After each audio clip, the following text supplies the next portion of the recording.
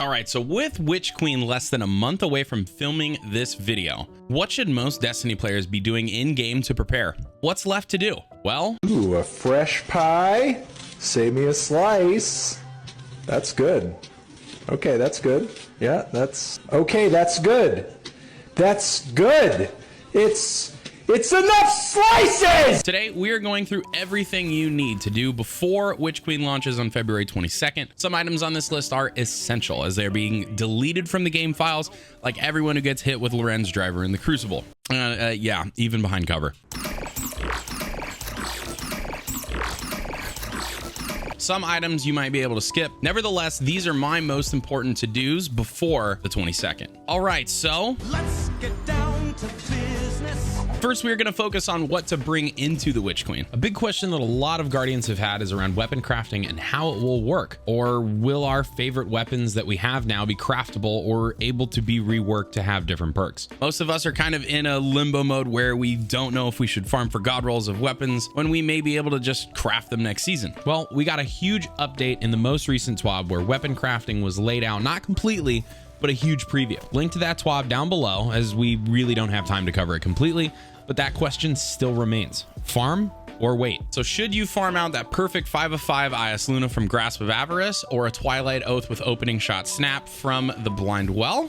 Well, we don't know. I'm not going to be that YouTuber that's like, yep, it's all good, bros. Good guy Bungo eliminated the grind. My philosophy is this. If you have a roll of a weapon you're happy with, then maybe don't farm to get a slightly better barrel or masterwork. But if you don't have an IS Luna that 3-taps fools from everywhere, then maybe farming out that final boss is a good idea. That said, my buddy Brave made a great video on how to farm the final encounter of Grasp of Avarice. We're talking like 2 to 4 minute runs of that final boss, so link down in the description. Staying on the subject of things that go bang, bang, shoot, shoot. Well, hi there, I'm a cowboy. Bang, bang, bang, bang, bang, bang. Shoot, shoot, shoot, bullet, bullet, gun. Zap, zap, zap, pow, zap, pow. Yeah. What are they looking at? I made a mistake. You should just be still, act like a stool. Wait! Howdy, guys. Nope, stools don't Come talk. sit on me. Stools don't talk. What are some weapons every Guardian should have going into Witch Queen? Well, so far we know Anti-Barrier Scout and Anti-Barrier Bow, as well as Overload SMG, are going to be some of our champion mods for next season. So I would start with some great contenders in those archetypes. For Anti-Barrier Scout, Trusty from the Coldstone Creamery raid, Night Watch from Gambit, and Vouchsafe from the Dreaming City are all fantastic options, and a few of those are fairly easy to farm. Obviously though, we have DMT aka nightmarefuel.exe while in the Crucible. That's the cutest fucking thing I've ever seen in my entire life.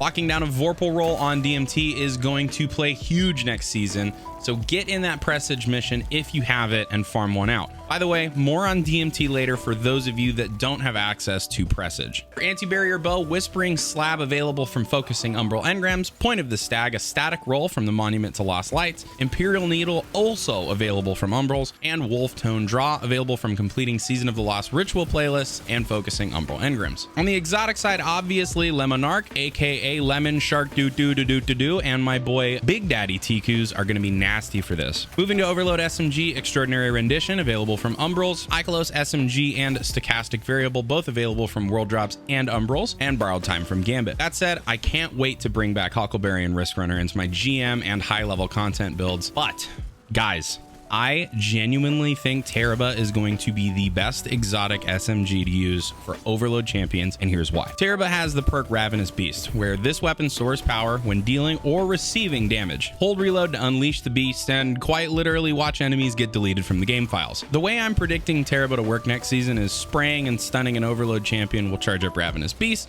you reload, and well...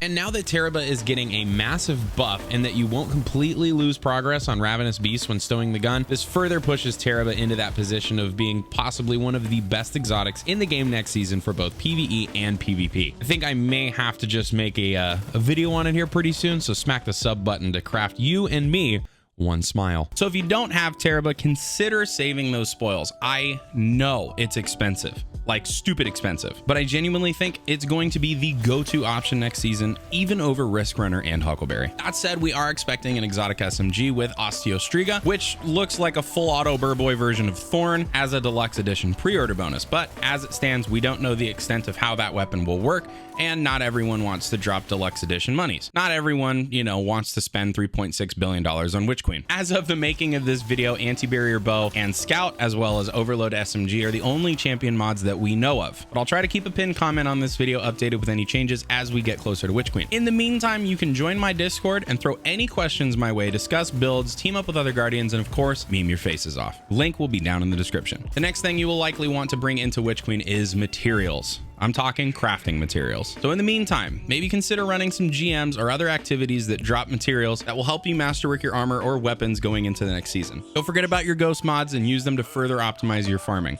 Speaking of farming, everyone has likely heard the phrase work smarter, not harder. Well, I'm lazy as shit, so if I can get more done with less work, I'm locked in. While you're farming or playing Destiny 2 over the next few weeks, make sure to grab as many bounties as you can before you start playing and try to complete as many as possible, but do not turn them in. Keep them until next season. Bungie did say some bounties may be removed at the start of next season, but any bonus XP you can get early on your artifact will be huge for leveling. Remember, turn these in next season after you unlock whatever artifact we get, and make sure you're in a fire team loaded into an activity or destination so you get that shared wisdom bonus. Moving into our laundry list of what should really be considered chores at this point, let's start with the gunsmith and other vendor rewards, because I still refuse to take the trash out, and there's nothing you can do about it, Mom. Jeez, man, she's always on me. Anyway, in a recent TWAB, Bungie stated that starting in season 16, weapon telemetry and gunsmith materials would be removed. So all of you out there that have 5k, 10k, 40k like me, or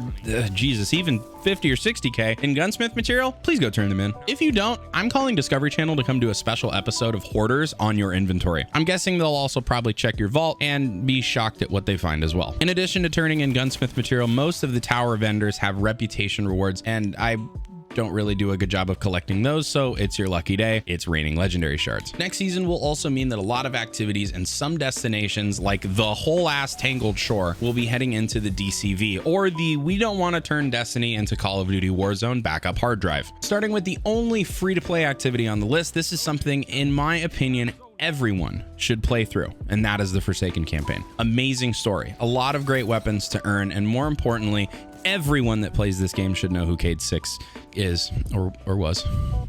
Everyone should. They took him too damn soon. If you are considering buying the Forsaken pack, it will grant you 3 free exotics from Forsaken, which is huge. And there are some fantastic options in that lineup from the Monument to Lost Lights. If you're undecided on what weapons to buy from the Monument, links to a PvP and PvE guide on what to buy will be down in the description. In addition to those weapons, you also get access to the Shattered Throne dungeon and access to what is, in my opinion, the best raid in Destiny 2, Last Wish. If your RNG is mighty and your fire team is locked in, someone might land a drop of 1,000 voices at the end, which will continue to be one of the best heavy weapons in the game, even after particle deconstruction is long gone. Just don't take 24 hours and 2 minutes to complete this one. Now, getting into some paid content that will be leaving us, we have 2 exotics that have missions that allow you to farm random rolls. Hawkmoon's Harbinger mission and Deadman's Tale's Presage mission are both leaving the game. In my opinion, Presage is one of the most fun missions to date inside of Destiny 2, so if you have Season of the Chosen, run this on all of your characters every week to ensure 3 drops of Deadman's Tale before the season ends. Just saying, the combo of armor-piercing rounds and Vorpal is going to be insane for anti-barrier champs next season. Why? Vorpal got a buff on primary weapons this season, dealing 20% bonus damage, and when combined with DMT's perk Cranial Spike, where precision hits grant an escalating bonus to weapon damage and reload speed, Vorpal will scale with that increase in damage and add 20% value to each increasing value. So by the time you hit Cranial ×5, champions are going to last about as long as they did against Terraba. I'm telling you guys, after the latest TWAB announced a further 40% damage buff for exotic primaries against rank and file adds, DMT with Vorpal Purple and Terabin next season are like the Infinity Stones, and I just want all of you to be like Thanos, snapping champs and having them saying, I don't feel so good. Next up are elemental well mods. And hold up, before everyone goes and clicks off the video, hear me out. Warmind cells got absolutely slapped, and orb generation is very much up in the air after recent TWAB effectively nerfed them into the ground, meaning charge with light is also very much up in the air. Elemental well mods are slowly becoming go-to options for many builds, including my Nuclear Guardian build, which I'm sure some of you will want to use next season, especially with anti-barrier bow coming into the fray. Link in the top right and down in the description. Collect as many elemental well mods as you can from the Splicer Servitor, War Table, and the Wayfinder's Compass, depending on what seasons you own. If not, I recommend keeping an eye on the Gunsmith and Ada next season for their mod offerings to round out your collection as soon as possible. Moving along, one thing I should have been better about this season, but definitely slacked big time on, was focusing Umbral engrams. I know 80% of you just rolled your eyes so hard you're probably staring at the wall or whatever's behind you, but hear me out. Fractithist, Wolftone Draw, Sojourner's Tale, Grid Skipper, Chroma Rush, Ignition Codes, Stochastic Variable, Cartesian Coordinate, Threaded Needle, and Extraordinary Rendition are all available from focusing Umbrals. Insane, I know. Pretty sure you have to own the respective season that each weapon dropped from, which is a bit of an L, but if I'm wrong, let me know in the comments down below so other Guardians can know as well. I'm particularly interested if in the Season of the Lost Umbral focusing, you can get those previous weapons to drop from the Tools of the Splicer or the Tools of the Chosen focusing without owning those seasons. Gotta look out for you guys that are either free to play or just coming back to the game. So with all the talk of what's leaving the game mostly out of the way, and hold up before you comment spam that I forgot this emblem or that Sparrow, I'm talking useful gear going into Witch Queen. Sparrow or exotic ship isn't going to be the catalyst for beating light wielding Hive Guardians. Okay, well, just in case it turns out that there's like a ship or something that gives us infinite Gallarhorn ammo next season, I will issue an apology video that day. Bongo, please don't be that guy. A full list of everything leaving is in a TWAB that I will have linked down in the description. That said, let's talk about what's not leaving that is worth doing in preparation. All of the new 30th anniversary content is staying for the foreseeable future. If you haven't played Dares of Eternity or played the new Grasp of Avarice dungeon, they are both super fun. The loot from the new dungeon is great, with Ias Luna, 1,000 Yard Stare, Matador, and Big Daddy Galley all coming back from D1. On the Dares of Eternity side, some Halo-themed weapons like the BXR, Half-Truce, Retrace Path, and Forerunner Sidearm are all available, but all of that loot pales in comparison to the rarest and best item of them all, a ship that is a rock. It even has a song that plays when you fly in. It's about drive, it's about power. We stay hungry, we devour. Moving on, if you own the season, I would also recommend you play through all of the campaign content, as it is the prologue to what is going to be taking place in Witch Queen. Some juicy lore in there, but I'm not Bive. Or am I? Greetings, Guardians.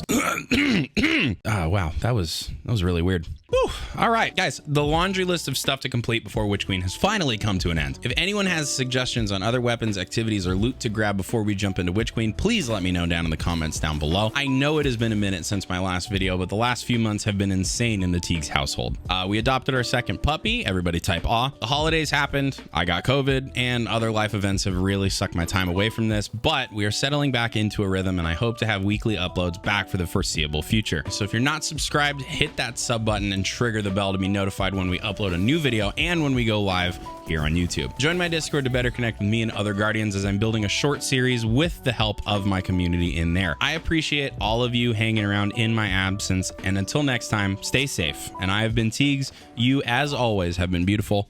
Peace.